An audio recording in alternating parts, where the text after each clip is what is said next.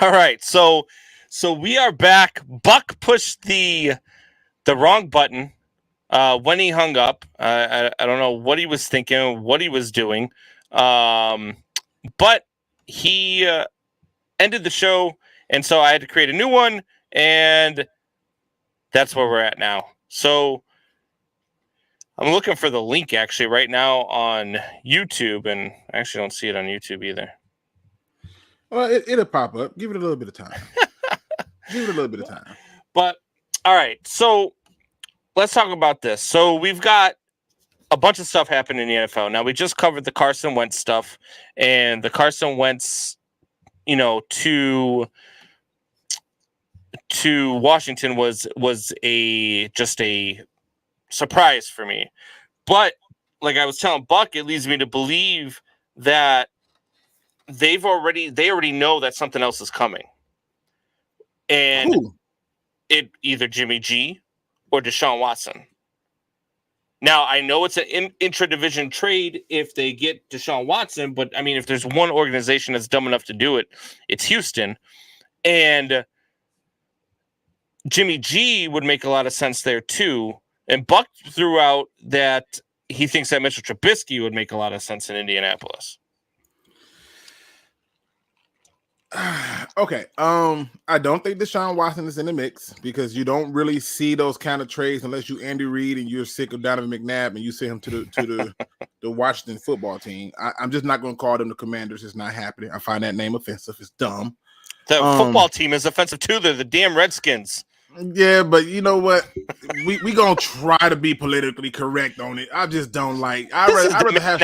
We ain't politically correct about nothing. This is true, but I'm saying though, like I put it like this. To me, the trade for the Colts was smart. You wasn't getting anything out of him. You got something for him, and at the end of the day, the only thing that's coming down the pipeline is they're taking their quarterback of the future in the draft. Luke G, what do you mean they weren't getting nothing out of him? The man missed pretty much the first 5 weeks of the season with an injury. Mm-hmm. Yep. He still threw for 3,500 yards, 27 touchdowns to 7 interceptions.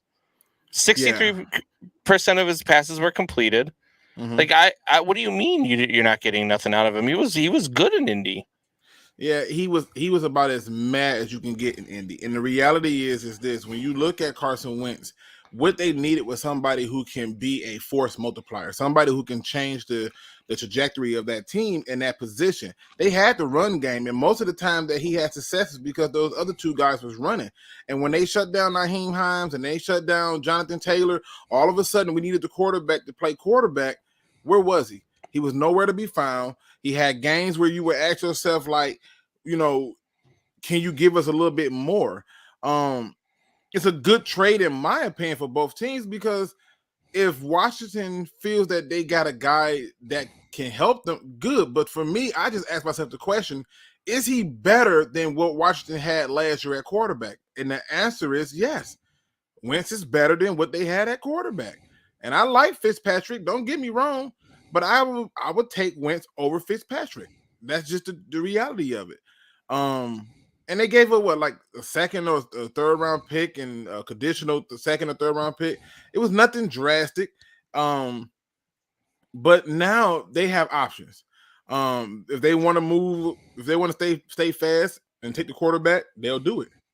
If they want to move up, they can do that too. But Jimmy G, if they take Jimmy G, they're stupid.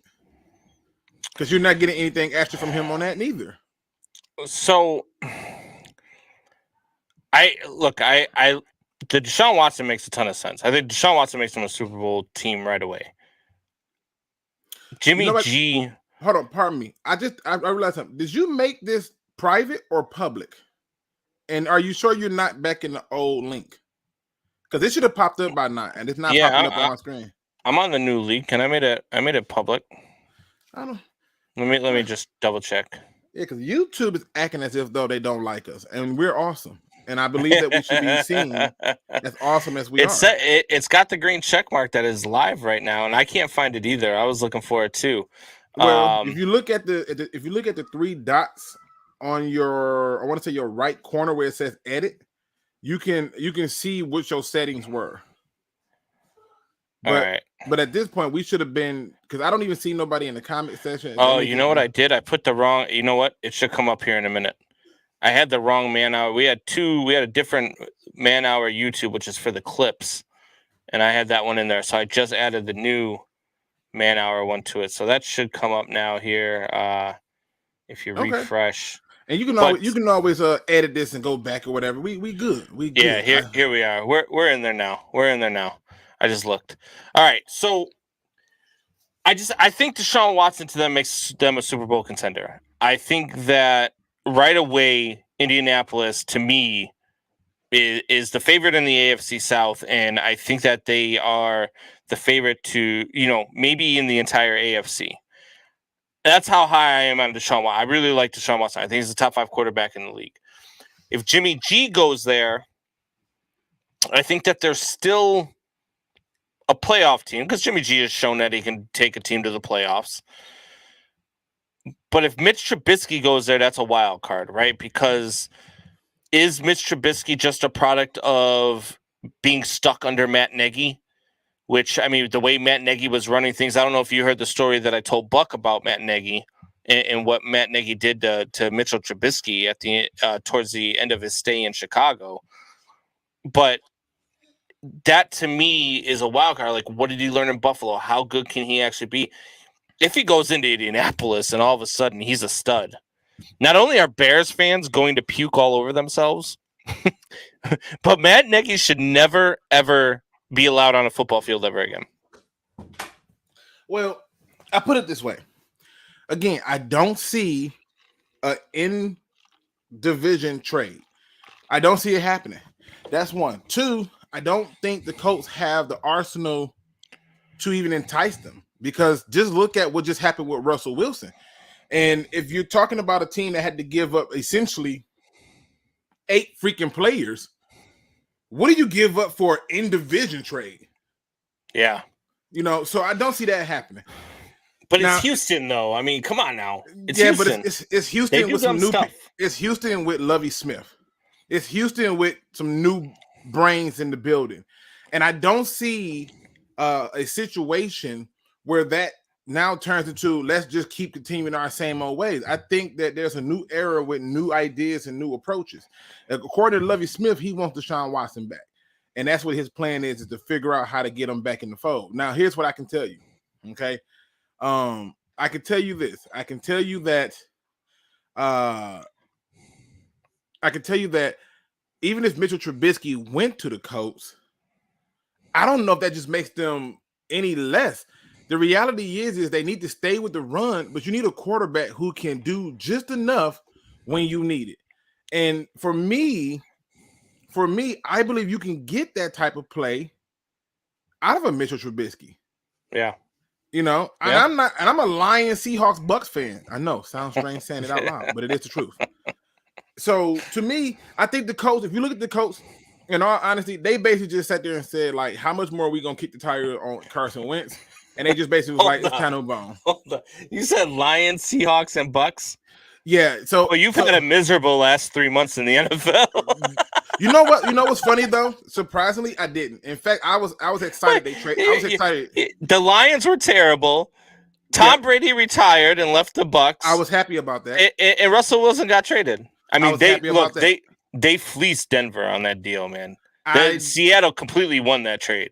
I don't know if I can say who won the trade just yet, but I can tell you this much: the Seattle Seahawks needed to trade Russell Wilson, and in fact one of the things I was going to talk about last week when I was going to come on was that it's time for the NFL owners to take a stance against these damn quarterbacks because the diva level is too damn high.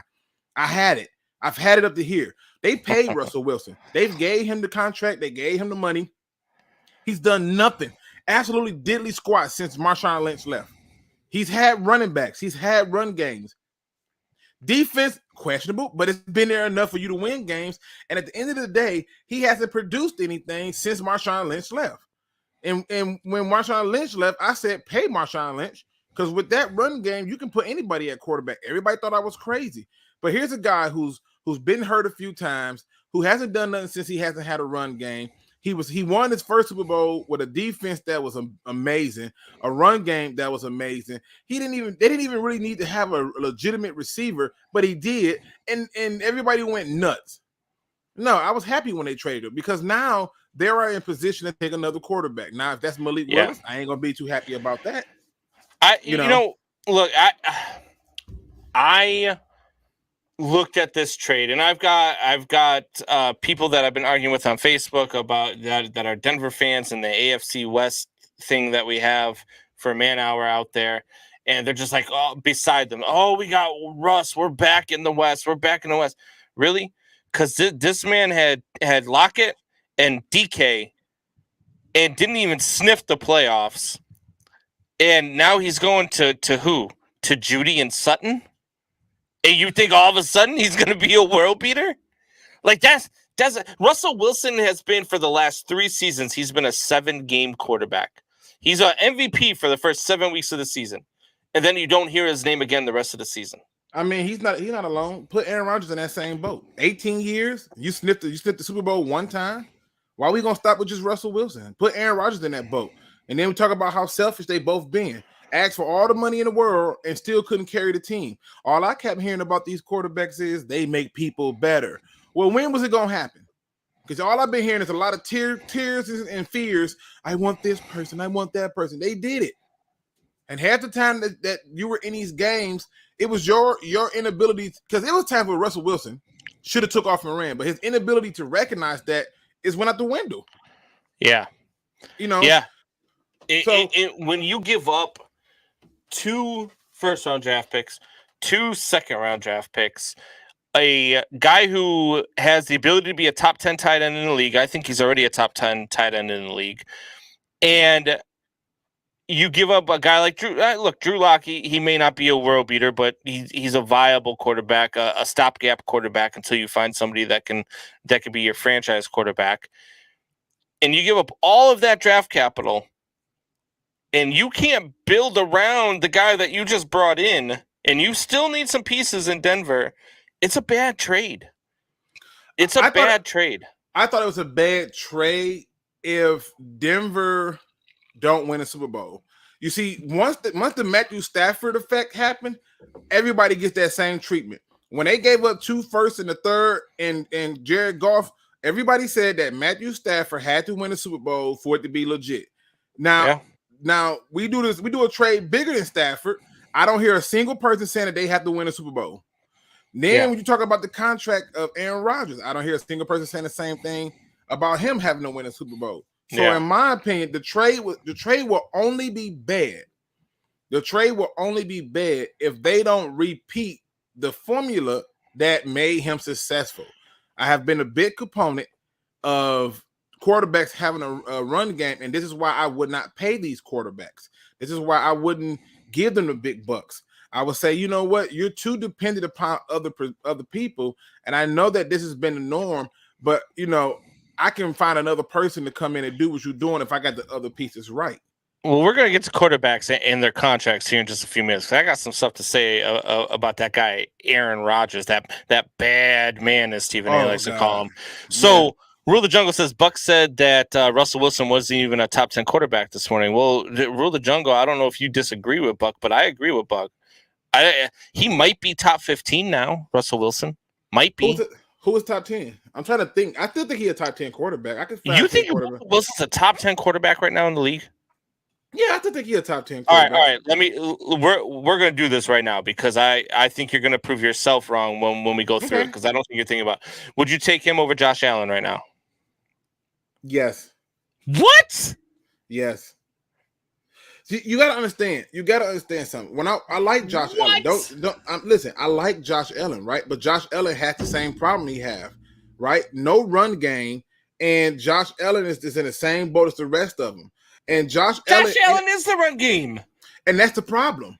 That's the problem. I've seen those quarterbacks do it. They don't last long. I need you to be able to sit in the pocket and dissect the play and make smart decisions. I've seen him run when he shouldn't have. I've seen him do some things a little bit different. And I know people are in love with the mobile quarterback, but let's be honest. Russell Wilson's a mobile quarterback. They don't use him like that. They use Josh Allen in the run game. You see what I'm saying? Like, I think Josh Allen is a dog. Don't get me wrong. Wow. Well, that surprises me that you would take him over Josh Allen. All right, I would. Let's go with this then. Would you take him over Patrick Mahomes? No. Okay. Would you take him over?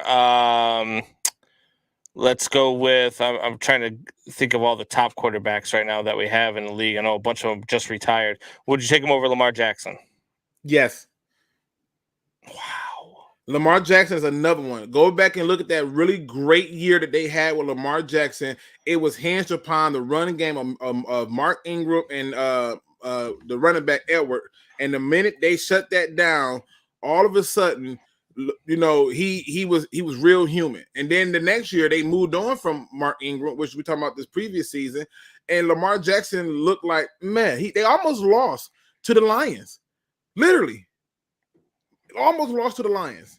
So I'm just saying, you know, if it's me, yeah, I'm taking Russell Wilson over Lamar Jackson. All right. So I'm just beside myself. All right. So you're not taking him over Aaron Rodgers, obviously. No. You're not taking him over Matthew Stafford, obviously. No, because I think with Stafford I get more. Right. Joe Burrow.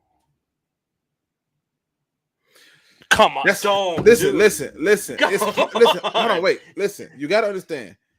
Joe Burrow, for me, it's hard for me to gauge him at this point. I think he's a dog. I think he's really good. But I'm also saying that it's only been 2 years, and the first year was an incomplete because he got hurt.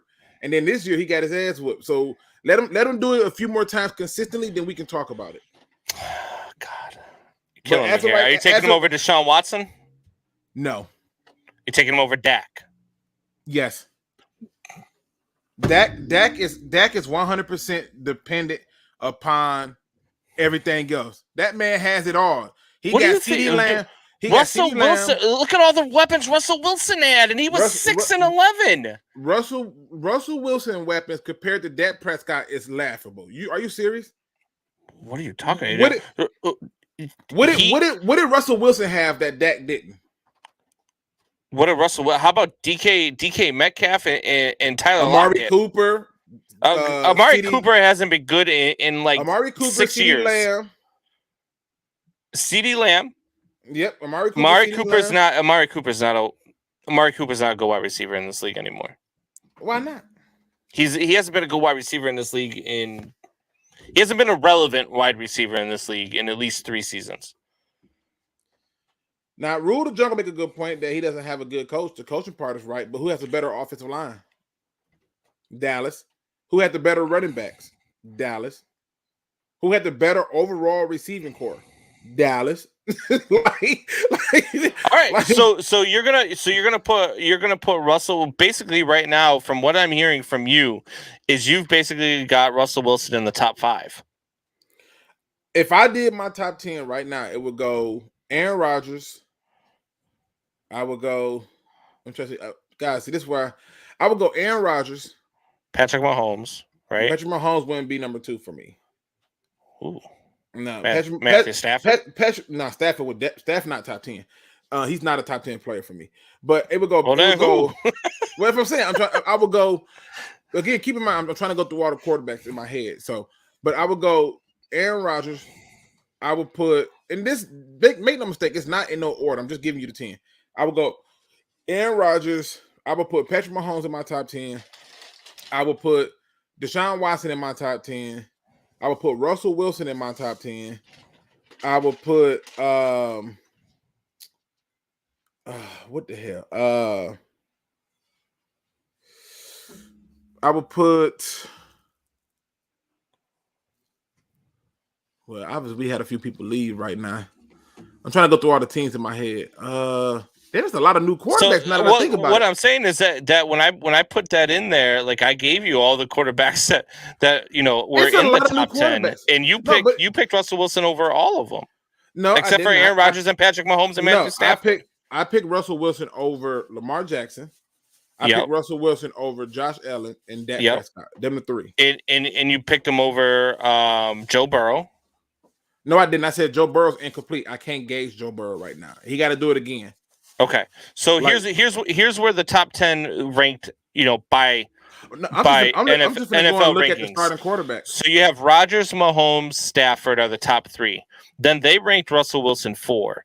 Then they've got Joe Burrow, Josh Allen, Deshaun Watson, Lamar Jackson, Dak Prescott, and Justin Herbert as the top 10. The next 5 are Matt Ryan, Kyler Murray, Jimmy Garoppolo, Trevor Lawrence, and Ryan Tannehill. Kirk Cousins being 16 on that list to me is a joke. But I don't think people are giving Kirk Cousins enough credit. No, I think Kirk had a quietly good year, but nobody's going to talk about it. And he's had a quietly great career. Yeah, I think people don't want to talk about it. I just realized it's more younger quarterbacks in here than not. There are, yeah. A lot of them are gone now. You know what I mean? Like I didn't even realize Brady retiring. Yeah, Brady's gone. You know, Big Ben's retired. Yeah. You know. All right, so here's how I would do it. I would have Aaron Rodgers, Patrick Mahomes in there. Derek Carr would make my top 10 list. I do like a lot of Derek Carr. Ooh.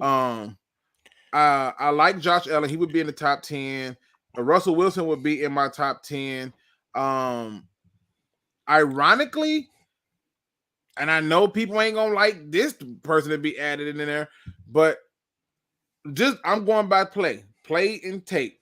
I would put Kirk Cousins at 10. He would be at the last 10 spot, given the fact that a lot of people left out. Joe Burrow to me is incomplete right now. He got to do it a little bit more. Stafford, I can't put Stafford in my top 10. Although I think Stafford is better than Kirk Cousins. I don't want to seem like a homer on this because I can give you all the greatness about Stafford, but I'm gonna leave that alone. Yeah. Lamar would be outside of my top 10. I just feel like I had Lamar. So we did our top 10 last week, and I had Rodgers at 1, Stafford at 2, Mahomes at 3, Burrow at 4, Deshaun Watson at 5, Lamar at 6, Dak at 7, Kirk at 8, Kyler at 9, and Herbert at 10. Kyler can't be in the top 10 at all. Why? Because Kyler Murray, because of his issues, his immaturity issues. No, it's because he hasn't done nothing. If it's ever Kyler Murray's in the same boat as Dak Prescott, in my opinion. You're talking about a guy who has it all. He had every weapon, and all he can do is just toss it up, and the rest was done by the receiver. Literally, D-Hop. Then D-Hop goes down, and Kyler Murray disappeared. Kyler Murray went down at the same time. It doesn't matter. They both were out for the same amount of time. It doesn't matter. He went against the Detroit Lions, and I watched every single snap in that game. And I'm telling you, he completed 70% of his passes this season. I don't. 70% of his passes were completed. How many? What does Kyler Murray rank in attempts? In attempts? Yeah, in passing attempts. I have no clue. I'm gonna look that up right now. I guarantee you, it's not even top 10. I guarantee you. I guarantee you, he's not. He had 481 attempts this year, which is probably good for what? Somewhere in the top 15, 20? We're gonna find out right now. I'm gonna pull it up right now. I'm telling you, here's a guy who, for the most part, literally for the most part, had everything around him. Everything. And nothing happened as soon as that one weapon went out. In and of himself, he could not carry that team. It just did not happen. There's no way to sugarcoat that. We can't overlook the fact that this guy, nobody's ever going to say that the Cardinals don't have talent. No, it's never going to be. Kyler Murray ranked 19th in attempts this year. Exactly. So 70% of his passes don't care. But between 19 and the top 10, only 40 pass attempts separated them. I don't care if it was only 40 pass attempts. Here's what I know. I know that in the big times when his number one safety blanket was gone, he was a choke artist. That's what I noticed. The same way I would be critical. I would be critical of Aaron Rodgers in the playoffs. Yeah. Aaron Rodgers could be the MVP of every season. No one cares when you ain't the one hosting the Lombardi. Yeah. So I'm just saying, Kyler Murray can't be in the top 10 because he doesn't have certain things. You can't say he clutch. You can say he could throw a good ball up for D-Hop to grab. I think his football IQ is really good. I really like Kyler Murray. I like his quarterback presence. I agree with you, though. I do agree with you. He's got to prove to me coming in, which is why I only had him at 9, because I'm really high on Kyler Murray. I was really high on the Arizona Cardinals this year. And so he does have to prove, because he might find himself outside of the top 10 this year when we do the list next year.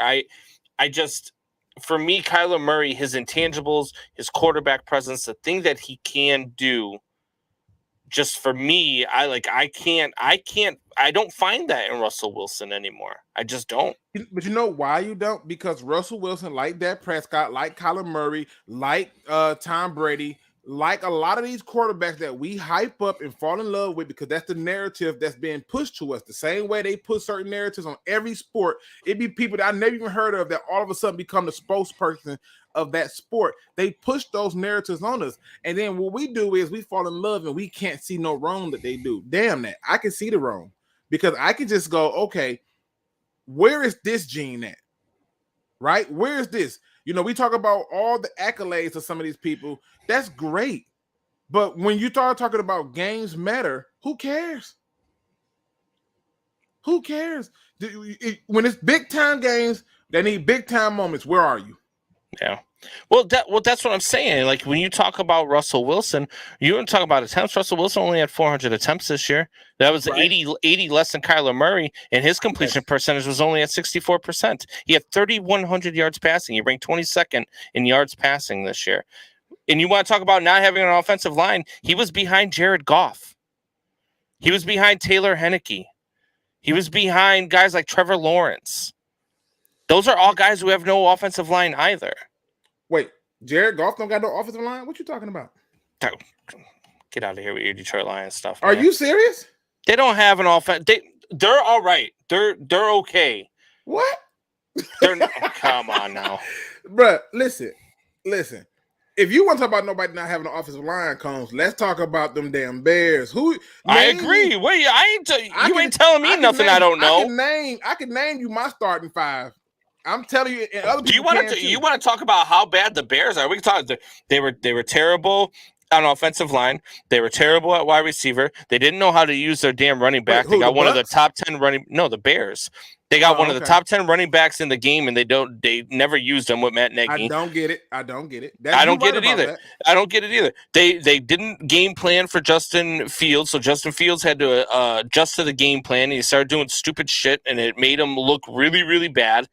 Their wide receiving core was atrocious. Their defense was bad because we decided that we needed 7 tight ends instead of playing our all-pro cornerbacks, and we let them go via free agency. The Bears are a terrible organization. I admit it. But see, the difference between me and you is I can admit when my team sucks. No, listen. I can admit when the team sucks. I'm just saying that we don't have a bad offensive line. Russell Wilson did. And then on top of him having that bad offensive line, he started getting diva mentality. But he's not the only one that I threw out there that had a bad offensive. Ben Roethlisberger had a bad offensive line. He was behind him. But you didn't see me disagree with you though. You had Trevor Lawrence, like those. But that's what I'm saying. When we start talking about all these guys that I have above Russell Wilson, you're like, well, I mean, your big beef against Kyler Murray was, he didn't throw for a whole lot of attempts. That's why his numbers were higher. No. My beef was he didn't have a lot of attempts, and he had a lot of weapons outside of it. So what ended up happening was, so did Russ. Wait. He didn't have a lot of weapons. He still had a lot of weapons outside of it. Russ didn't have a lot of weapons. We're not going. What are you talking? The 2 of the best wide receivers in the game are in Seattle. But the difference is you're missing, Comb, is this. In the case of Kyler Murray's production went down when Hop went out. When D Hop wasn't able to produce, he did not look the same. And how is that possible? They got hurt in the same game and they came back the same week. And what happened? But how can you blame that on Kyler Murray? He wasn't in the game. No. Kyler Murray was hurt at the same time that D Hop was hurt. Right. But what happened after Kyler Murray came back, right? They had a game that they should have won against Detroit. By all representatives, people thought that they were going to destroy the Detroit Lions. He could not really find D Hop, and Detroit had me and you playing corner. He had a sack He wasn't even smart enough to understand the safety was more important to take. Yo, can I get that game check though? I'm just saying, you can get this game check for real. But I'm just saying, if you go through and you look at the collapse, now I saw one Funky Lion fan ask this question where he said, was that collapse because of Kingsbury or Murray? What I saw were decisions that were poor decisions made by the quarterback. There were throws where I'm like, you got to put that in front of him because he can keep running, right? And there were throws where I'm like, you're just gonna force that up to D Hop. It's double coverage. Like I know he's good, but for sweet Jesus, why are you doing this? So I'm just pointing it out. But I'm not telling you I hate Kyler Murray. I just can't put him in the top 10. He's not there yet. All right. You can't say he's clutch. You can't tell me he's a individual game changer. He's good right now, but for the most part, he's got too much going on that team to not give me more. That's all I'm saying. Okay, just putting it out there.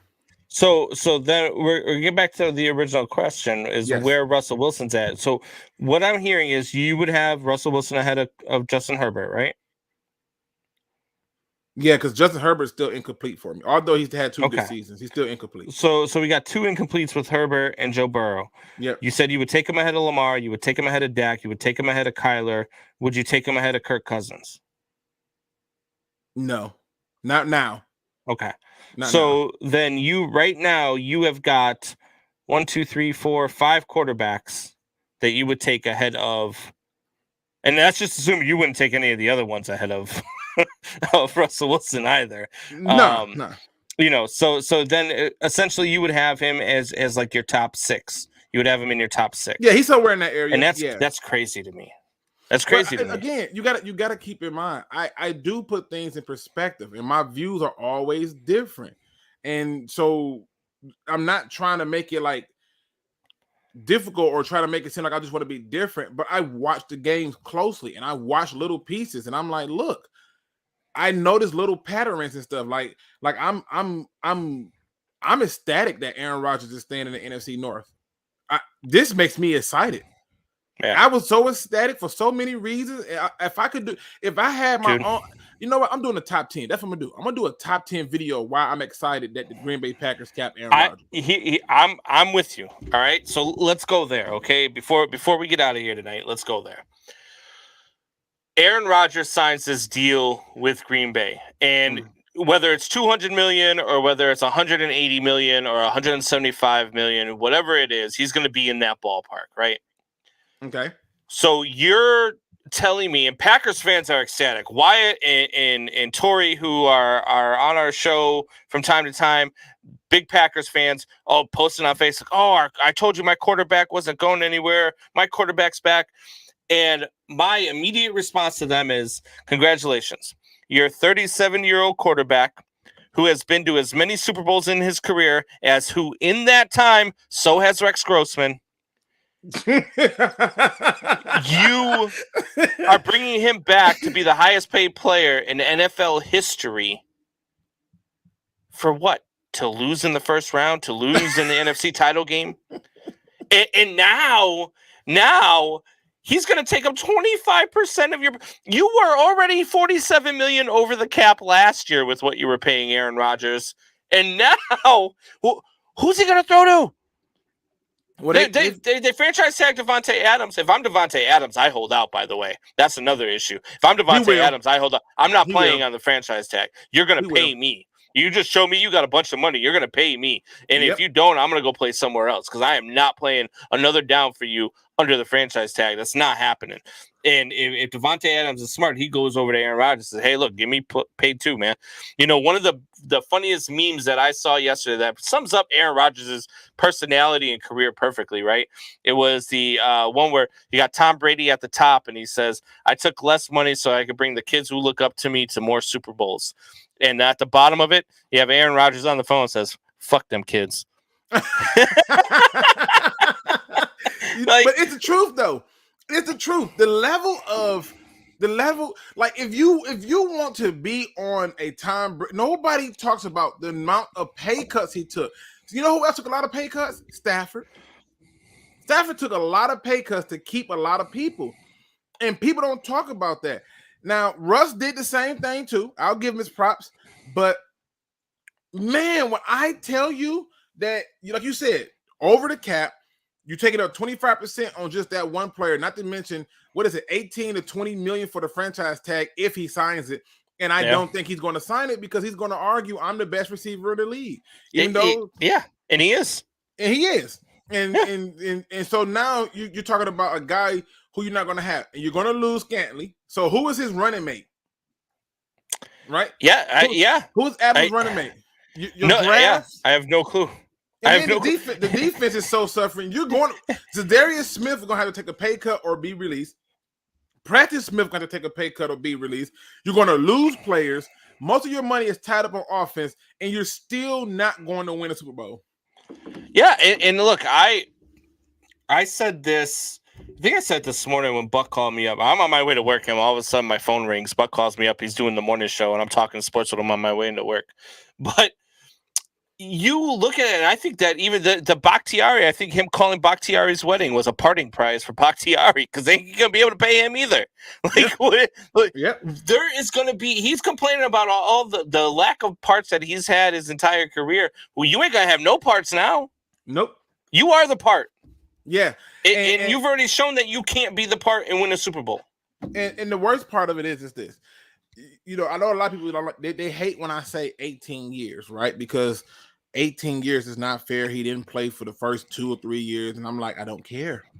Okay, as you said, Rex Grossman has had the same amount of Super Bowl appearances as him, although he didn't win it. Stafford has won a Super Bowl, right? Yep. You know, and a guy who Aaron Rodgers respects, so I ain't gonna kill him on that. But then you go through and you look at it, and you start to see where it's like, look at all the people who have the same number of Super Bowls this year. In that time frame, Tom Brady has been to 8 Super Bowls since Aaron Rodgers came into the league. He went to 2 before Aaron Rodgers came in the league. It's been to 8 since. because you know what it is? I mean, hell, Patrick Mahomes has been to 2. Yeah. And you're not going to tell me that Patrick Mahomes had a more talented team than the Packers. That's BS. I'm sick of this super team stuff. The same way everybody tried to downplay the success of Matthew Stafford. He had a super team. I'm pretty sure, didn't he have Donald Driver when he first came in the league? He had Donald Driver, Greg Jennings. Yeah. And then Donald Driver left. Greg Jennings moved. And then he had Jordy Nelson. Yeah. Then Greg Jennings left. Then he went from Jordy Nelson. He had Jordy Nelson and they won Adams. with Nelson and Jennings, right? Is that who they won the Super Bowl with? I think that's Nelson what it was. Yeah, Nelson and 2011. Jennings. Yeah. And not to mention he had tight ends, he had running back.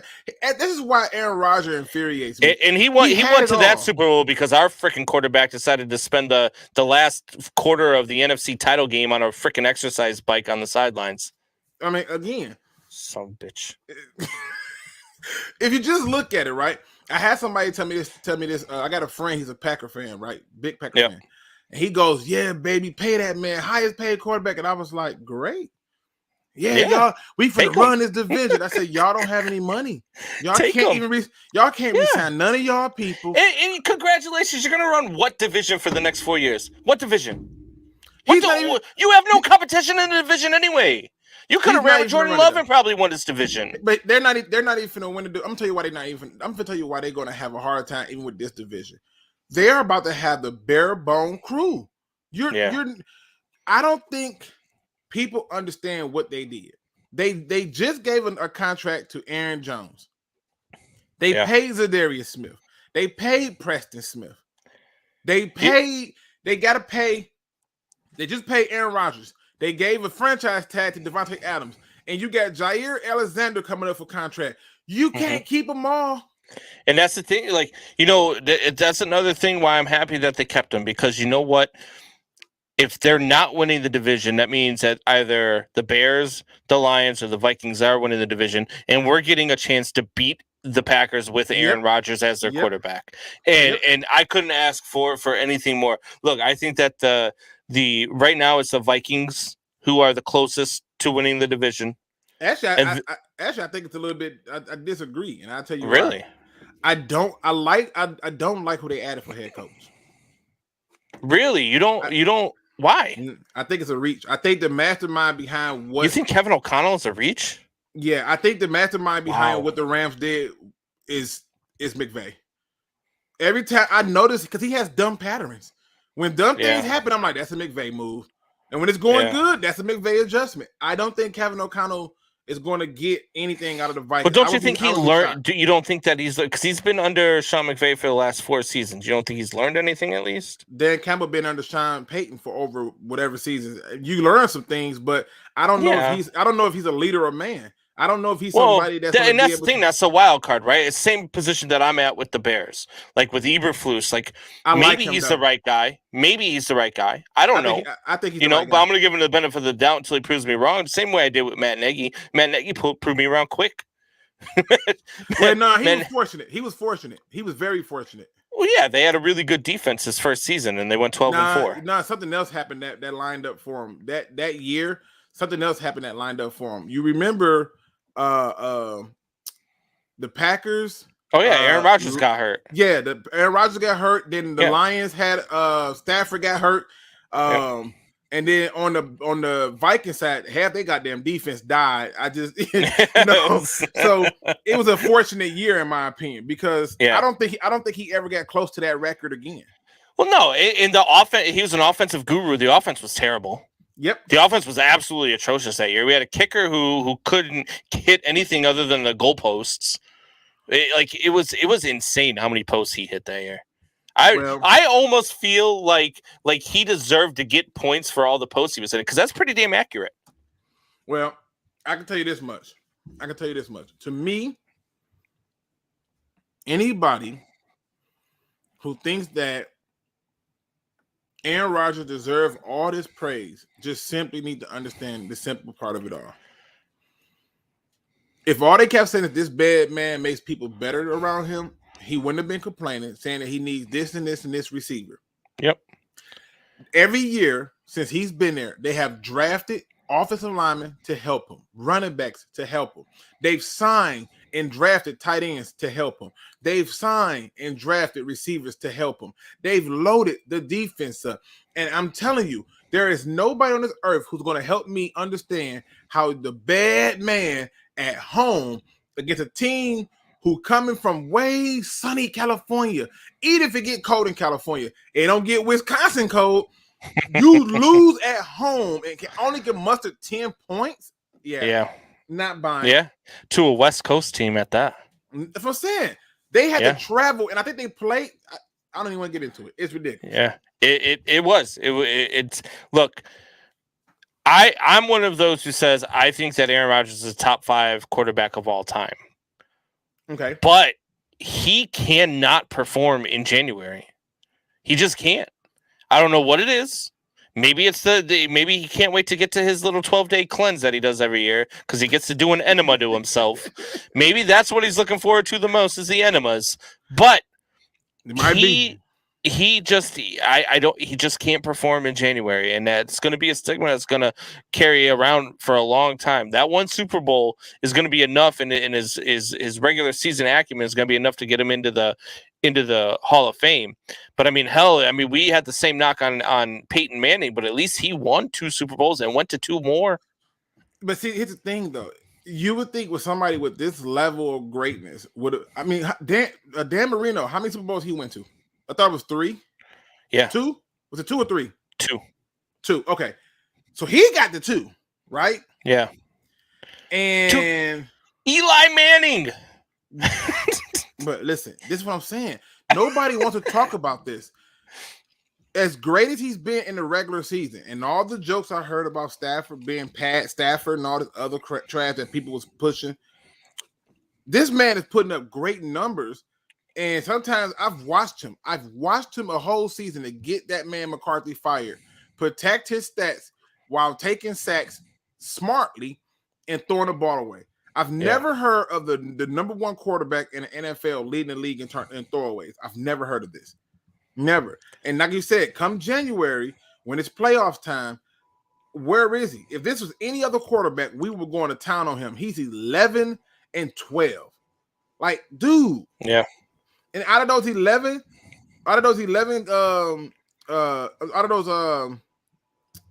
games he won, they all were like close. But the ones where he won the most is when he's at home, he's losing the most. And it's like, dude, you're not somebody that I fear. I don't fear him. You know, like everybody thought it was a joke when the Lions beat the Packers, but I'm like, they was doing them dirty before the halftime in both games. That's one of those things too. And I know. So Wyatt was all happy. And he posted a meme out there of He's like, yeah, he's like, can't wait to watch, my guy, my quarterback again. And he has this meme or this gif of Aaron Rodgers jumping up and down, smiling. I said, yeah, until January. And then I had that gif of him after he got sacked against Arizona with a chin strap up against his mouth. That's terrible. It's listen, I have a friend that I was trolling, where I put up a photo that said, it was a picture of Aaron Rodgers getting sacked by the 49ers. And it says, when you're trying to hold on to your league MVP, knowing that you're not going to the Super Bowl. I made another one that said that league MVP back to back. Yep. I said every stat that you can have known to man regular season. Yep. Playoff greatness. Nope. Super Bowl appearances. Nope. And I said, and your MVP trophy collects dust because nobody cares. Nobody cares. Yeah, Nobody it's cares. so true. And I just don't know, I don't know what the heck is the problem. I don't know why. I don't get it. I don't get why they're so bad in January. I don't get why he can't win in January, because he is a really talented quarterback. He's shown, sometimes glimpses of maybe had he been in New England, he could have been an all-time quarterback better than Tom Brady, right? Mm-hmm. But he just can't win when it comes to January, and I don't get it. I don't know if it's, they have had, really bad offensive lines. They have had, this and that, but he's had weapons. He's had opportunities. Yeah, so I just don't know. Excuses. And speaking of trolling the Packers, I created this one last year when they got knocked out of the NFC title game. Yep. Put him to sleep. Dude. How? Yeah. They have regular season records and get to the first game and be like, see you, thank you, next. But again, keep in mind, these are the things that I'm looking at. And this is where I'm proud of Seattle. I'm proud of Seattle saying, man, we're hitting the reset button. I'm not going to play with this guy. Yeah. I'm not. You don't want to be here? Bye. Right. See you later. No, and I agree. I mean, when you sit back and think about it, because I have said that, that the Green Bay Packers have done a bad job of building around Aaron Rodgers. But when I sat back and think about it, I mean, run game wise, possibly he's had some good running backs. He had them all. I can name them running backs. If you go through and you look at these teams, it ought to be a crime. Yeah, I mean, they missed really bad on Eddie Lacy, because Eddie Lacy just started eating everything. Let's say you know what? I'll indulge you. Let's say Eddie Lacy was hot garbage, right? Let's just hypothetically say that he was hot garbage. Eddie Lacy didn't give him anything, although I thought Eddie Lacy did him okay. Ryan Grant was solid. Yeah. Right. So if we can go down that road. We can go down to Ryan Grant. They had what's the other dude name? You obviously have Aaron Jones, Ryan Grant. I'm drawing a blank of the other damn dude name. The one that was backing up Eddie Lacy. God, wasn't that Ryan Grant? I thought Ryan Grant was backing up Eddie Lacy. No, remember Ryan Grant got hurt, and they had another guy. Was it Starks? Was his name or something? The guy. Catching the ball at the backfield. Yeah, Starks or something like that. They had him balling for him. Then they had that other big dude, Brandon Jackson. Yeah, he gave them some run game. They had I'm trying to think of some of the running backs he's had. And again, only reason I know some of these damn players is because I'm a Lions fan. It's my job to know my enemy, right? like I'm supposed to know it. But I remember they added Cedric Benson to the squad at one point. Yeah. And then like wide receiver wise, I mean, they've had some really. They had Nelson, Donald Driver, Greg Jennings, Devontae Adams. I mean, they've James got Jones. Yeah, keep going. They had the offensive line. TJ Lane got paid by the Lions because we thought we was getting another stud.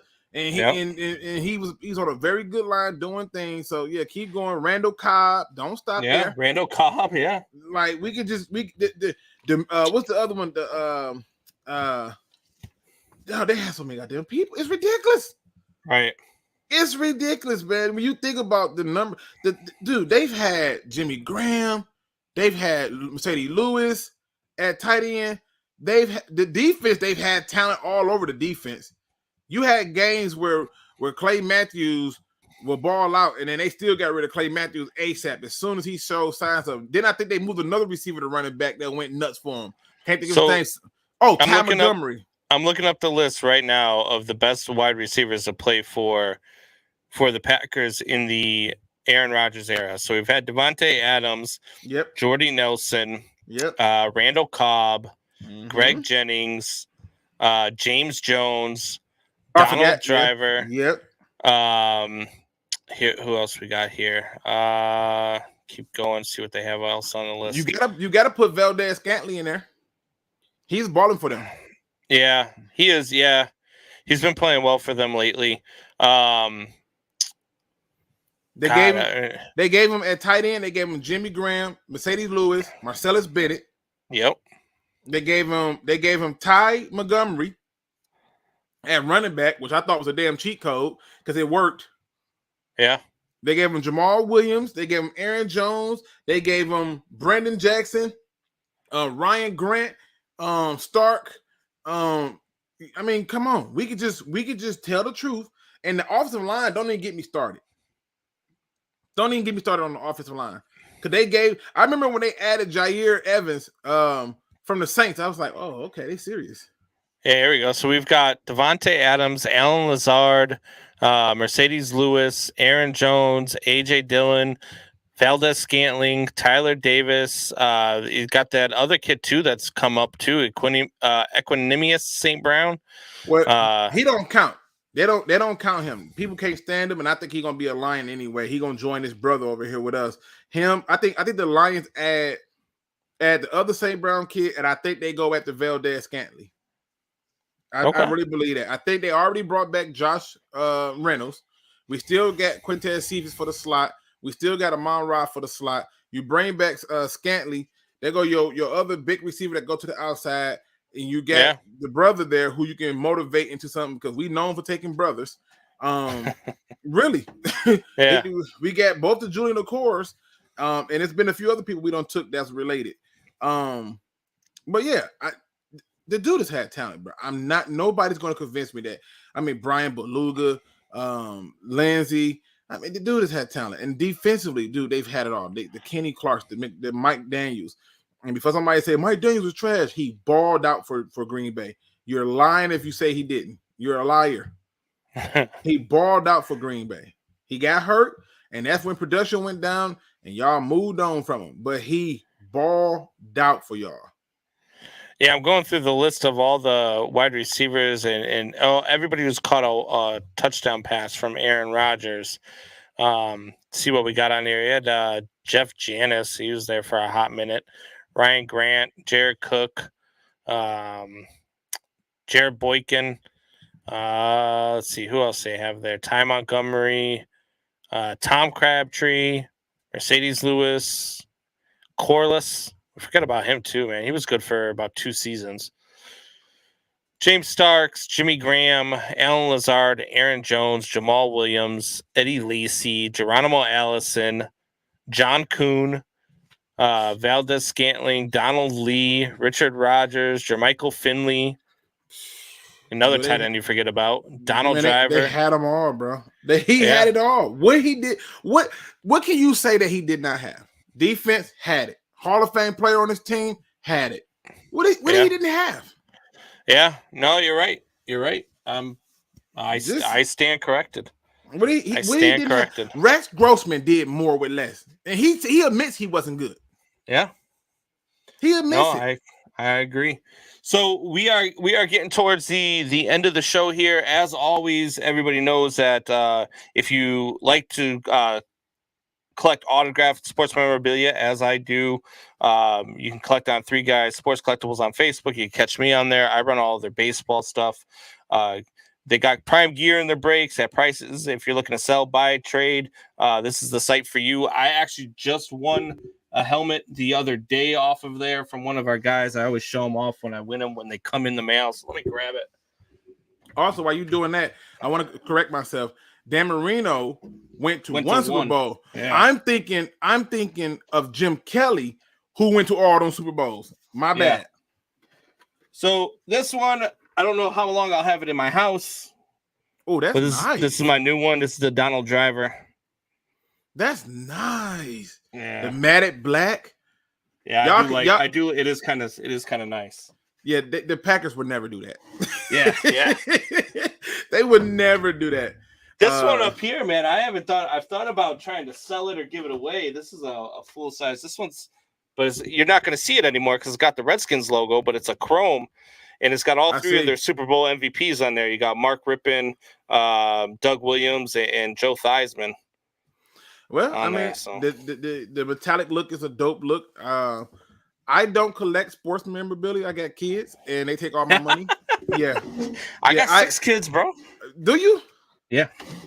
Man, you a freak. You the man, dude. I got 2 kids, and all I keep hearing about is Coco Melon and Ryan. If I hear them names, dude. Have they gotten into Blippi yet? Oh, don't get me started on Blippi. Oh God. Don't. That guy's going to prison at some point, right? Like that. Dude, Does he creep you out? He creeps me out. He creeps me out. Yeah, but you know he's worth over millions. Though. I know. Like, I know. They said that he is more popular than Pee Wee Herman right now. That's all crazy. from YouTube. It's amazing to me, dude. It's crazy, and we can't get more than 11 views on YouTube. What the hell are we doing wrong? We gotta start talking silly and all sorts of funny voices and doing stupid shit, dude. So the kids will start watching us. It's so uncomfortable. But I can tell you this. It's crazy. I can tell you this much. One of the things that when it comes to talking sports is you will always have the fan bases who will reject you if they know that they're not going to hear their team news. Oh yeah, solely. For sure. There's a lot of things are localized. They want to hear about their local sports, their local teams. Right. We kind of touch on everything. The thing I think that helps us where we get a lot of views and we say it all the time is that we're live, raw, and cut, and we're honest. We're honest with everything, and we don't care. Like, you know what I mean? Like, we talk, we talk about everything. We'll even dive into the Brian Flores stuff that we've dived into. We've dived into the race topic. We've dived into everything, and we get, sometimes, look, I've gotten emails. I got an email after we talked about the Brian Flores thing about you don't understand. You don't know anything. This is why Brian Flores said you could never understand because you're white. I will say this though. I will say this because I'm a little annoyed because it said that the NFL was quick and swift to tag Calvin Ridley with gambling. But I'm not hearing any news about the investigation to this dude paying teams to tank, which interferes with the integrity of the league. Not only that, but let's be realistic, right? How many games did Ray Rice get when he beat that woman on the elevator? How many games did Ray Rice get? He really got 6, but I think it was 2, maybe 4. No. He got the worst end of it. Well, he ended up not playing in the league anymore. Right. But then you look at okay, so how much time did Adrian Peterson? How many suspended games did Adrian Peterson get for whooping his kid bloody in the genital area? 4. Yeah, 4 games. Yep. Yeah, but we got a guy who smokes weed. He misses how many seasons? And then we got a guy. Then we got a guy who uses FanDuel, and now he's gone for a full season. And taking, we got owners who are paying guys to tank, and there's nothing that's being done. I haven't heard anything. The whole thing is stupid to me. I get the gambling thing, right? Gambling's big in sport. You do not gamble on the sport in which you play. You want to gamble on baseball. You want to gamble on hockey. You want to gamble on basketball. By all means, you don't gamble on the game that you play. But you know what's funny, especially at a time where you're saying you're taking time off for mental reasons. Like there is a clip going around showing him in games doing things that nobody can explain, where he's clearly got a step on a guy with a chance to score, and he inexplicably stops and changes direction.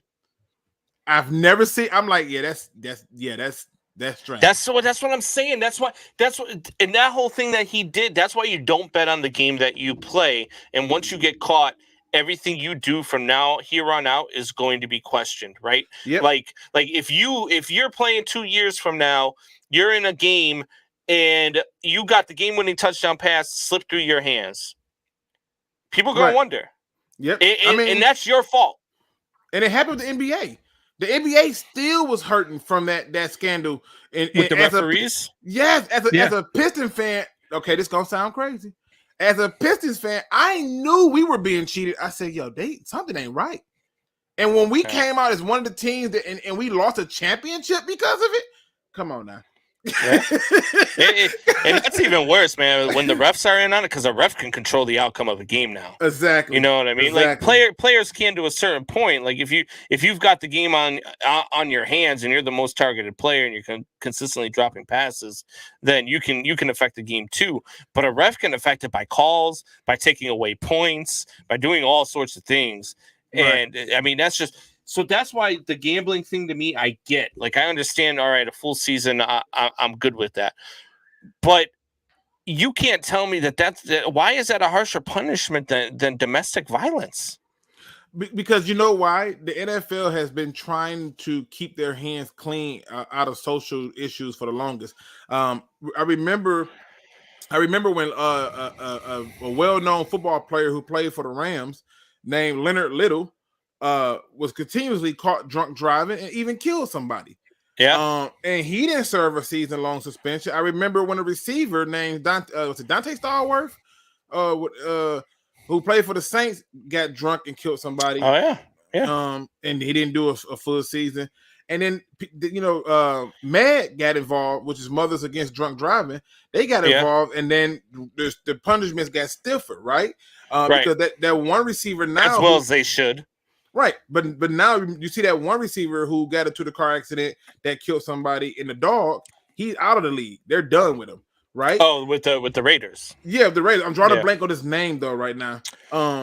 And then you look at the other thing. I remember when D'Angelo Williams first came into the league, he started the campaign for breast cancer. He was fined multiple millions of dollars for wearing the pink gloves. Now it's Henry Ruggs, yeah.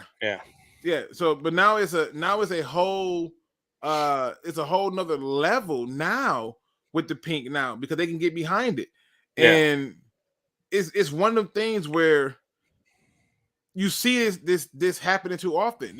When the kneeling took place, they was like, oh, sending out letters, nobody kneeled. Then when they started getting it, okay, we can support it. They don't know how to deal with this, and then even when they had the first openly gay man into the draft and Michael Sams, they were trying to get behind it and doing it, and it was like, oh, let's do it. And they really never really fully went behind it because nobody waited on it. And then when you got was it Herbert that did it? Who's the other guy now that's on the Bengals who are openly gay? I think it's one of them DNs. Oh, it's Hendricks, yeah. Hendricks. So he's a stud. And so now what they're gonna do? Tell him he can't be in. That's what I'm saying. They'll get behind anything that makes them money. It's a machine driven by revenues, and I understand it. But the reality is the Kings. They're so deep in bed with sports gambling. The NFL is so deep in bed with it. Well, this is why I hate fantasy football. At first, people forget this. You got to get off my fantasy football now, man. Dude, I made like $1,400 this year off fantasy football. They were finding players who were playing fantasy football, and now it's like a big thing. They got shows and everything. Well, yeah, I mean it's the same thing, right? Like it's the same thing playing fantasy football as it is gambling on the game, because then you start seeing the videos of running routes inexplicably or passes you should have caught that are getting dropped that are looking at more closely. It's the same thing if you're starting, if you're in the game and you find out on your fantasy team that if you win the game you're going to win I don't know what $10,000 in this league pool that you're playing in, and all of a sudden you're dropping passes to get that defense points. I mean, there's all sorts of things you can look into, so I do understand it. I do want to ask you this because this is something I've been thinking about because you're a Bears fan. What the hell are y'all gonna do? Like, what are y'all gonna do in free agency? Who should y'all draft? Because right now I've been on this train. I think the Lions are going to take Kyle Hamilton. I have said this for over a couple of months ago. Yeah. I know that people are like, oh, they're not going to do it. And I'm like, I just think that's what they're going to take. I think if Aiden Hutchinson is still available, they will still take Kyle Hamilton because he's that big of a game changer. I don't know nobody since Ed Reed and Troy Polamalu and Sean Taylor who can cover the whole field. I just don't see it. So I think they're going to address the wide receiver position as far as the Bears. They're going to address the wide receiver position in free agency. Okay. There's a bunch of big free agents out there. The Bears always, and I don't care what anybody says, the Bears always end up signing a big name free agent wide Amari receiver Cooper? when they're available. You got Amari Cooper. Does Devontae Adams become available? No, he won't. But hold on, let me pull up the list. I just had the list up the other day too. And the Bears always find a way to do that. But as far as the draft goes, if they draft anybody that is not an offensive lineman, it's a bad draft. That's what you need. You need to project Justin Fields. You need to go out and get all the offensive line help you can get because you have no offensive line. You could replace every offensive lineman you have on this Bears team, and I'd be okay with it. These are the so you got Chris Jenkins. You got Juju Smith-Schuster's a free agent. You got Christian Kirk's a free agent. DJ Shark is a free agent. Michael Gallup's a free agent. Odell Beckham Jr. is a free agent, but he's not going to play this season. Antonio Brown, stay the hell away from that guy. Odell Beckham going back to LA, I think, but that's another story. Chris Godwin's a free agent, isn't he? No, he got franchise tag. Oh, did he? All right. Yep. So. And then, the Bears just let go of Allen Robinson. They chose not to franchise tag him. To me, Allen Robinson's not a big. He can't win a jump ball to save his life. He's never been able to. And that's what you need You need a deep threat with Justin Fields because he likes to throw the ball deep and he throws a good deep ball. So you need somebody who can get out into the open and win balls one-on-one. He said, "Go Lions says DK is available." I would love for them to go get DK, but I don't think that's going to happen. Y'all can't afford that price tag. Yeah, they can't. What do you mean they can't? Who are they paying? Look, y'all can't afford that price tag. They can. What do y'all pick at right now? Our first pick in the draft is 39th. What do you? We don't have a first round pick. Right. So what are you using to get Metcalf? You could get DK Metcalf for a couple of second round picks, I bet. What? You know. What do you mean? What? He's a wide receiver in the league. The wide receivers are looked at just like running backs and replaceable. You're not getting a bunch of first round draft picks unless it's a quarterback. You're not giving up second round picks and taking a young receiver that's on the up. No way. No way. If you are any team in this league, you don't give Seattle anything more than a second round pick for DK Metcalf. Force him to hang on to him. Go ahead. Hang on to him. He doesn't want to play there. He doesn't want to be there. We'll be hanging on to him then. He might want to be there. He might want to be there if Deshaun Watson goes there. I'll put it this way. I'll put it to you this way, okay? There is no way. I mean, we all thought it was crazy when the Texans lost their mind and got mad at D-Hop and traded him for what, a second? Yep. That don't happen. Does Seattle make a run at Deshaun Watson, do you think? Do you think that they take these picks that they just got plus package a couple of their own picks in the future for Deshaun Watson? I think I can see them making the run for him. I can see them trying to see what they can get for him. But I think ultimately their plan is if I have to play with Drew Lock, I'll play with Drew Lock, and I'm going to draft my quarterback. Rule says, Combs, look at me. Flag on the play. I'm telling you, bro, it's a second round pick for DK Metcalf. Come on, man. Look, I didn't say a second round. I said multiple second round picks. I said multiple. I'll give you three or four second round picks. Yeah, I'll give you 3 or 4 second round picks, and you can have any one of my offensive linemen because you need offensive line help. You can have any of them. I'll tell you where you take all 5 of them if you want. Even Tevin Jenkins? Would you do Tevin Jenkins? Just hear me out. Would you do Tevin Jenkins and Khalil Mack in a second? Yeah. You would? I would for DK, yeah. You know Oh why? hell Because yeah, I would give you that deal. you want it. Do you really want a big offensive lineman with back issues, just coming off of back surgery? Like, to me, that makes him an expendable piece. That's okay. We'll take that expendable piece and ride with it. Put him at guard and let him rock and roll. Hell yeah. I'm good with that. I'm good with that. Listen, I'll tell you this much, Combs. If you're looking at the way that the league is going, I think you're getting ready to get to a point where if you are got too much lip and people are tired of you, they're going to move on from you. The only reason the Packers kept Aaron Rodgers is because they didn't have no trade partners. I really believe their general manager when they said nobody came to call him, because they figure, why would I go and take this contract and everything like that? And then he's going to act that same way. I want to know he wants to be here. I'll talk to him in free agency. So I don't think he had no trade partners. I really believe that nobody. I think there's a lot of people, like, I think Denver probably was down for it. I think the football team was probably down for it. Rule of the Jungle says that Henry Ruggs is out of the league because he killed a dog. And Henry Ruggs, person. it was a person. Yeah, a dog and the person. There was a woman in the car with the dog. Right, like it wasn't just like the dog drove the car. It's not like they a dog even talked about the horrific riding. screaming from the woman who died in the fire because it burst into flames. He killed a woman and a dog. It wasn't just a dog. Yeah. And not only that, but he was driving like 140 miles an hour, and his blood alcohol content was twice the legal limit. Again, people, please don't drink and drive. No, I don't know why. In 2022, we got to keep saying this. Dude, look, I'm going to tell you this, Luke.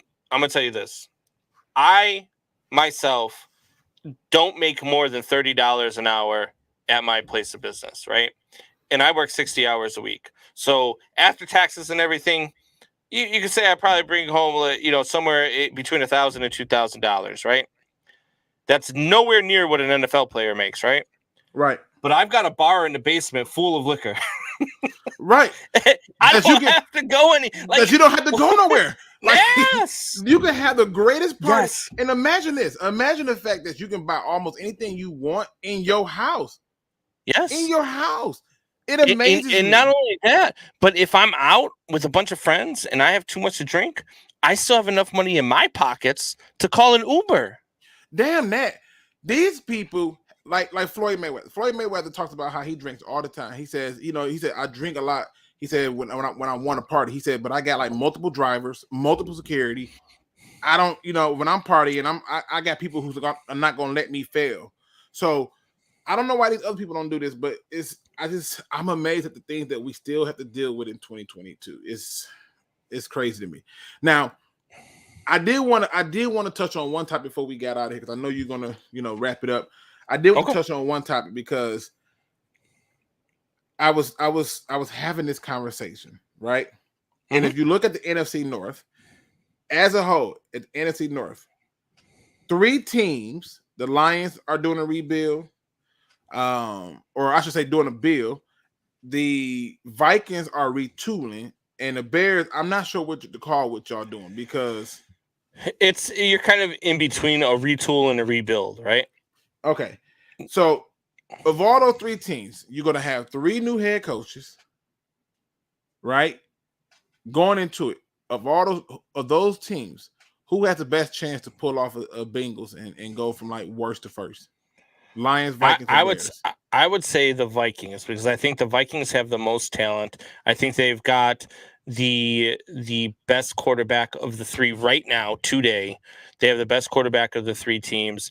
They've got more weapons on wide receiver. I love Justin Jefferson. Justin Jefferson is the best wide receiver on any 3 of those teams. They've probably got the better running back in Dalvin Cook than any 3 of those teams, although I would argue that Montgomery is up there. So for me, if I was going to rank them, I would go Vikings, Bears, Lions. Vikings, well, you just hate us. It's no. I for one, I don't like Jared Goff in any situation. Where if you want me to, you and me both. I'm not a Jared Goff guy. So that's for one. For 2, I just feel like you guys you need help at wide receiver. I don't like your wide receiving core. I don't totally love your offensive line. Your defense is closer than anything. Wait, you don't like Taylor Decker, Jonah Jackson, Frank Ragnow, Big V, and Sewell? You don't like that? I like Sewell. I don't like your offensive line as a whole. I don't think that they can. They haven't had a chance to play together yet. They're a better offensive line than the Bears, but they're not a better offensive line than the Vikings. Oh, bullshit. Oh, you gave me a topic for tomorrow, but that's bullshit. They're a better offensive line than Green Bay too, I think. I think they're better. I think we have the best offensive line in NFC North. They haven't even been able to play together yet, and they perform. I'm just saying. So who do you think's closest? You think the Lions are the closest? I think the Lions are the closest. I think them having that. God. I think them having that one extra year, to get their stuff together. The fact that they have all the draft capital and this Jared Goff is their quarterback. I know, but you know what happened last year? Guess what happened last year? Jared Goff is their quarterback. That's what happened. I know, but they realized if they just run the ball, take it out of his hands. Take it out of his hands. They need to do the same thing to Justin Fields. Take it out of his hands. Yeah, but when you got a quarterback that all you got to do is take it out of his hands, which once people started realizing that about the Tennessee Titans, they started stacking the box. Now, the Tennessee Titans, they've got a running back that you just can't stop. No matter, you put all 12 guys in the box, you ain't stopping Derrick Henry. He'll find a way through. But the Lions don't have that running back. Like, all you got to do is stack that. And I would force Jared Goff to beat me. And he's not going to. I think with a run game, he will. God, I don't see it. I just don't see it. Look at the second half of the who's he throwing to? Well, see, you got to keep in mind, right? The Lions ticked me off a lot last year because they discovered they had talent late, right? Like they didn't know that these people exist. I'm like, why are we not getting more passes to Amon-Ra St. Brown, and why are we not getting Swift more involved, and why is Derek Barnes not playing more? And they figured it out real late. But what I'm saying you got Cephas, Reynolds, and St. Brown. Amon-Ra St. Brown, I do like St. Brown. Quintez Cephas is and Josh Reynolds. I mean, God, every time I hear his name, all I can think of is what movie he's starring in next. But that's Ryan Reynolds. So like, I don't love the core there. The wide receiver core. I do like Swift as a running back. I really do. You guys should have beat the Bears 2 seasons ago if he could catch a damn pass, and that wasn't his fault though. That's another example of poor coaching. You can't take a rookie running back, have him sit all that time, then throw him in on that play and say catch the ball. His first game, his nerves is high as hell. Yeah, you can't do that. You can't. Yeah, I mean, I do like your cornerbacks. I like your defense a lot. I really do. I think you probably have the second best defense in the division. I hate our defense. I hate our safeties. Really? I hate our safeties minus Tracy Walker. I'm going to be patient with Okudah, but he's a safety in my opinion. Oh, I love Okudah. He hasn't done diddly squat. You should love him as a Bear fan. He's gonna give up a touchdown. You should love him. You should be in love with him. I mean, our linebackers were a joke. And our D line, for the most part. So you don't like Will Harris at all? No. Really? Nope. No. Yeah, it's so tragic that we're Who's now that kid that you drafted last year? Elliott. Is it Jalen Elliott? Or was that 2 years ago you drafted him? It was a kid that they got out of God, where the hell did he come from? We added him as an undrafted. Oh, I thought you drafted him. Yeah. No, he was out of Notre Dame. Yep, we took him as an undrafted. Okay. Or a free agent, I should say. Yeah. I watched him at Notre Dame.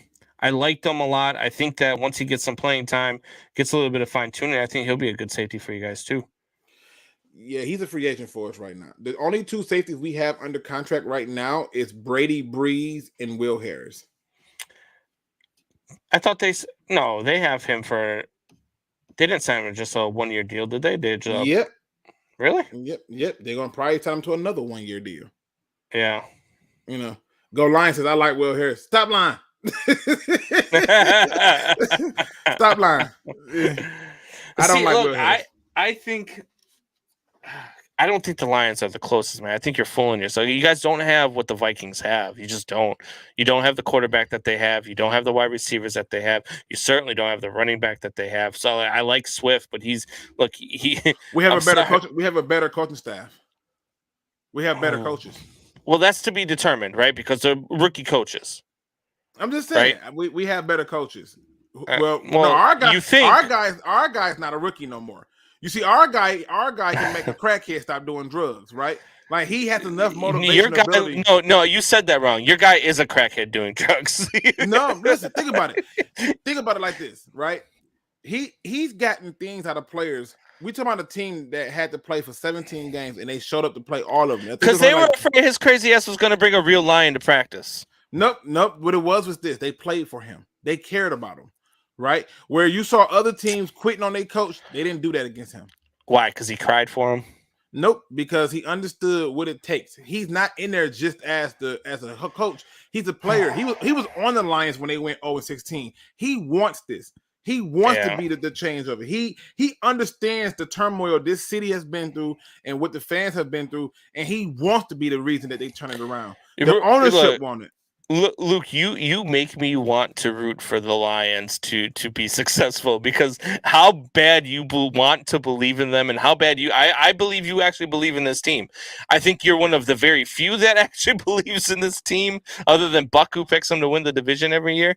But you really, truly believe in this team. So I want them to do well just for you. Listen, I'll tell you this much. The Lions are a team that you can see was better than their record were last season. Is that team that went 13-1? So what? They were a 5-win team? Huh? They were a 5-win team at most. If you go through and look at the games, they should have won way more games than 5 games. They should have been. They lost a lot of one-score games. I think we lost like 6 or 7 of them.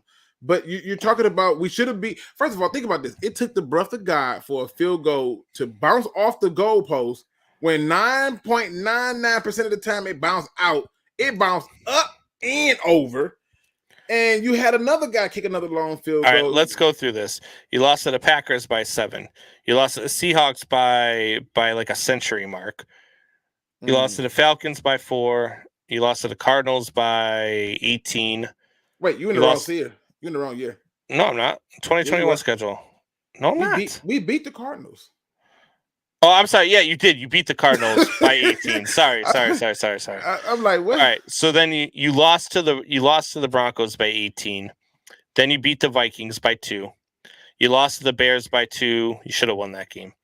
You lost to the Browns by 3. Should have won that game. You tied the Steelers. Should have won that. Should have lost. Should have won. Game, actually, no. Did you see what he did at the end? We should have scored. Yeah, I know. But the Steelers were a team that were definitely better than what their record showed. Then you had the Eagles. You got just curb stomped. You got destroyed. Eagles, Bengals got destroyed. Yeah, the Rams beat you up pretty good. They beat you by 9. The Vikings again by 2. The Bears beat you by 10. The Ravens by 2. The Packers by 18. And then the 49ers by 8. Yeah. There was at least it was about 5 games. Five more games you should have won. So an 8-9 team. Yep. Flag on Luke. Damn it. I got the flag. Damn it. I'm just saying we should have been somewhere between 8 wins. That's all I'm saying. And they did that. Rule says Lions won't win 4 games next year. Oh, okay. I think there'll be a 7-win team next year, Luke. I think we'll win more than 7, and I think it's all going to hinge upon do we continue to be a run first team. The Lions, every time you see the Lions win or do anything successful, they're running the ball. Look, the problem is that I feel like rooting for the Lions to be good is like rooting for the Lions or the Patriots to be bad. You really, really, really want it to happen. It just never freaking does. But you know why though? You know why? In most cases, because we have ownership that didn't respect the process. You have leadership at the GM spot who was willing to sell their soul to their buddies, and then you had coaches who really should have never been coaches in the first place. And now that you look at it, you have a owner now who knows how to text, whereas we had owners for the longest who didn't even know what the hell emails were. So, and then after you got that, Go Lions is on something. Well, he just said we should have at least 7 wins this year. He said 7 wins minimum for us this season. Yes. But, I think that's your maximum. I think that's your ceiling. Nah, I think and it'd be an improvement. It's a 4-game improvement. I mean, that's a good swing. I think we'll get better. Teams don't go from 3 to 12 wins. Especially when they're the same team, not when they're the same returning team. Like they're going to be the same returning team. They're not the same returning team. Half the players we got are gone. Ellis Anzalone is not coming back. We got rid of Jamie Collins swiftly at the Heat show. No effort in that damn game against the damn 49ers and Packers, and he was jogging on plays. Got rid of his bum butt. And then you start to go down the list on it. We're going to get linebackers this year. This draft is designed for the Lions. Ask yourself, if you're going to upgrade your linebacking core, what draft would you do it in? This one. If you're going to upgrade your safeties, what draft would you do it in? This one. Yeah. You want receivers? Every receiver damn near ran a 4.3. You're going to find somebody. Who the hell? The 340-pound defensive lineman that ran a 4.7? Not impressed. What do you mean you ain't impressed? I couldn't freaking drive 40 yards in 4.7 seconds. Listen. Run it. Listen, we do this every year. We get excited over the 40-yard dash. Just a news flash, Jason Smith had a phenomenal combine. How that? But you can't say it's not impressive. I'm gonna tell you why it's not impressive to me. He's 6'4", 341 I know, pounds. But he's not running. He's not in football. He's not running at a straight line with nobody around him. That's not happening. Oh God. I don't care. I don't care about the combine like I used to because I realized that I don't care about the combine either. I think the combine's a farce. But I mean, when you run a 4.740, that you still run a 47.40. I feel you, but you remember John Ross? Yeah. Yeah. What he doing? I don't even know. Good question, groceries. Right? No, he's still playing. He's still playing. He just ain't doing nothing, right? Yeah. Right, like let's keep going down the list. There's so many people who they got all the speed and stuff. They killed. Well, right, but that's what I'm saying. It's still impressive for a man that big to run that. I'm not saying this guy's going to be like a great defensive lineman because you don't want a defensive lineman that can run a 4.7 because what does that do? You run a 4.7, great, but are you going to run 4.740 when there's a fucking 300-pound guy standing right in front of you? No. My thing is why I'm not impressed with it is the guy is what 6'7". 6'7", 341. Got long strides. I mean, good for him, but that don't mean nothing to me. Now, if he had to put up like 37 reps on the bench press, oh, now you talking. I value that for a D tackle.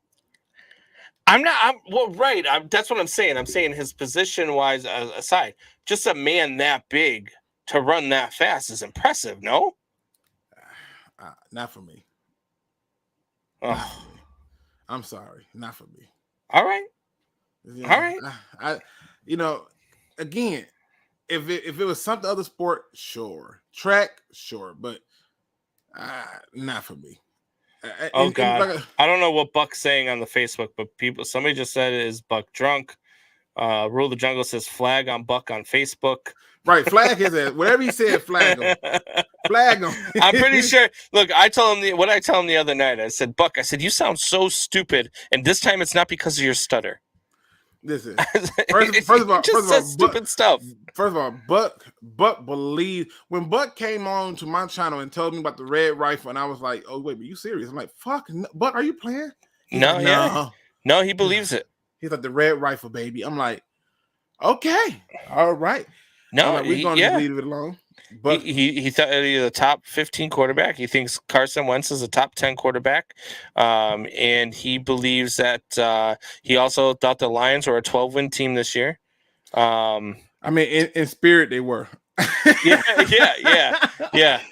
In spirit, they were the division champs. Exactly, in spirit. But yeah, Buck has some crazy outlandish takes. He says Lamar Jackson is trash, which he's starting to get proved. I wouldn't call him trash. I'm not gonna call him trash, but I think he's overrated. He certainly is a one-trick pony.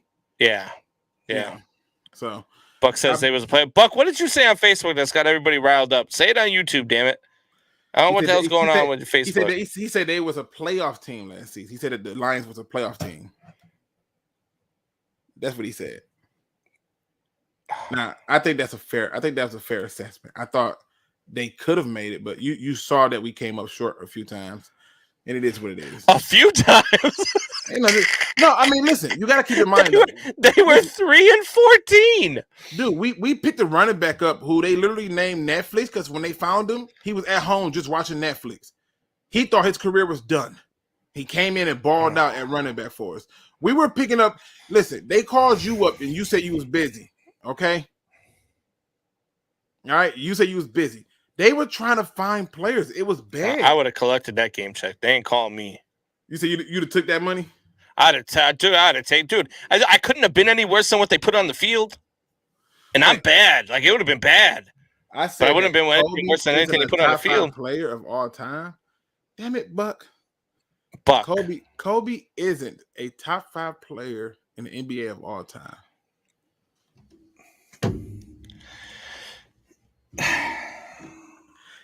I think Kobe is better than Jordan. Yeah, now, I said that. Now you sound stupid. No, listen. Look, Kobe to me, I always nix people ask me all the time, especially like when I was living in New England, people find out that I'm from Chicago. That's what they always want to talk about. So Kobe or Jordan or LeBron or Jordan? I said, screw LeBron or Jordan. Is it Kobe or Jordan? I said, Kobe's closer to Jordan than LeBron will ever be. Right. So, but the thing with Kobe is that Kobe put his whole career to try to be Michael Jordan, right? I feel you. His whole game was emulated to be Michael Jordan. That's what he wanted to be.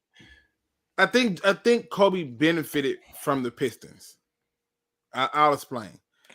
Jordan was only Jordan because the league realized that in order for them to have a new marquee guy, they had to do something to stop the Pistons. The Pistons beat the brakes off of him every time. And they changed the rules so Jordan can get off, and that's what happened. And that's why he altered the game. I mean, he's one of 3 players all time that have actually altered the way the game is played. No, he didn't alter the game. The league altered the game so he can be the next marquee. Well, they did the same thing for Wilt Chamberlain. I know. The league is altered right now for guys like LeBron James. Yeah, no, they nobody. What do you mean? They don't call. They haven't called traveling in 10 years. That's completely designed for LeBron James. You said they haven't called traveling. They just okay. Is it? They don't call traveling in the NBA anymore. Stop it. Is it called as much as it was? No. However, they still as much. Traveling. They take 5 steps. They take 5. James Harden travels every time he touches the ball, and he's one of the most prolific scorers in the NBA right now. Dude, listen, they literally tried to sell the world that Jordan was this phenom, and he gets to the playoffs, and the Pistons stumped them out every time. Every time. Oh God, Bucks. And they changed the rules. Buck, did you change your job? Are you now like a liquor tester for like he said LBJ is better than Kobe, Magic is better than Kobe, Kareem is better than Kobe, Jerry West is better than Kobe, Shaq is better than Kobe. Not even a top 5 wait a minute. I mean, I think he named a lot of centers, and if you just in love with the centers, then okay. But and then he said Pippen made Jordan. All right, Buck. I do believe that Pippen had a lot to do to help out with Jordan too, because after they changed the rule. Pippen was just like everybody hypes up. Oh, LeBron won in Cleveland. Kyrie Irving is more responsible for that win than LeBron because LeBron didn't know how to take over. So when Michael Jordan went to go play baseball for 2 years, how come the Bulls couldn't beat the Knicks? You know why? You know why they couldn't do it? Because they didn't have Michael Jordan. No, that wasn't what it was. Why? Michael Jordan came back. They went 72-10. No, that wasn't what it was. What it was this. A lot of the players on there started to get older, which one. And then 2, you started to see where they wasn't getting the calls no more because Jordan wasn't on the team. When Jordan was on the team, they was getting the calls. That's one of the reasons. That's why Kobe used to infuriate me too, because they would give him calls, and I'm like, where was this foul at? And then when the Pistons beat them, it was like, oh, this happened. Yeah, it happened. This is what they do. The Pistons always take these unknown, scraggly people that you don't really know about, but we love them, and they win, and then they change the rules again. That's what they do. Ruler Jungle says at least they were still a playoff team. LBJ left the Cavs and they won 6 games. It's a good point. I mean, there is a good argument for that. I mean, look, LeBron James is an all-time great player, which drives me nuts as to why he's such a big bitch on the court. I just wish he had more of a killer instincts. Like, dude, name me one player in the NBA that has been as great as him. An all-time great is LeBron James. Don't get me wrong. I got LeBron James 4th on my list. All time? Yeah. All time. Yeah, Jordan, Kobe, Wilt. Combs. Kobe, Jordan, Wilt, LBJ. Go and lock all the liquor up. Lock it up. Lock all the liquor up. LeBron James 4th all time? Yeah. No way. Why? What do you mean no way? Why? No freaking way. No. Over Bill You're Russell. You're gonna argue LeBron James is better than Wilt Chamberlain? All time?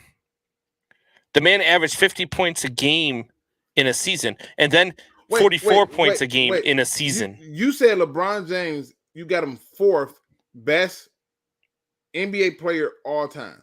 Yeah. You think that's too high or too low? That's too damn high. Like the rate. What do you mean? Dude, you're talking about Bill Russell. You talking about people. Just if you do Bill Russell, Jordan, Kobe. Right? First of all, Bill Russell played on some of the most stacked teams you'll ever see in your entire life. Oh, so now are we playing that game? Okay. So what we gonna say about Jordan? We gonna play that game. We're gonna say about Jordan. Kobe. Jordan elevated his players. He elevated. Bill Russell didn't elevate nothing. He just was fortunate on his team. Come on, man. Don't you start that crap. Dude, no. Listen. Wilt Chamberlain played with nobody. And was a complete stud. So I had Jordan, Wilt, Kobe, and then LBJ. It's my top 4. Jordan, Wilt, Kobe, LBJ. Yep. All right, good people. We always enjoy you coming in here. I can't. There's no way I can see that. There's no way. Look, no, LeBron's what? No way. Nope, I can't. I can't see it. I just can't see it. I'm trying to see it. My spirit won't let me. I prayed on it. He spoke back. It's not working for me. It's not. It's too high. Rule of the Jungle says LBJ would kill Wilt. How? He refused to drive to the rim. Are we serious? No. Wilt Chamberlain would destroy LeBron James. He would destroy his will. Man.